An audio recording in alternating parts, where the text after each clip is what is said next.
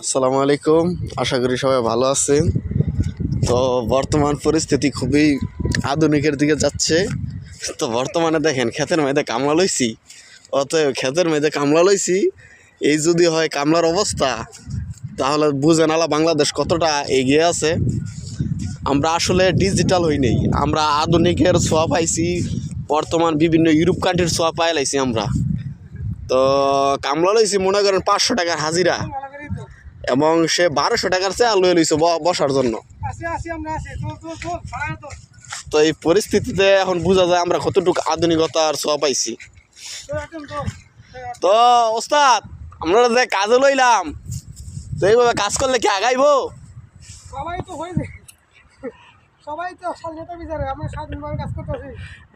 মানে এখন বর্তমানে 5ই আগস্টের পরে স্বাধীনতা বেশি পাওয়া লাইছেন নাকি?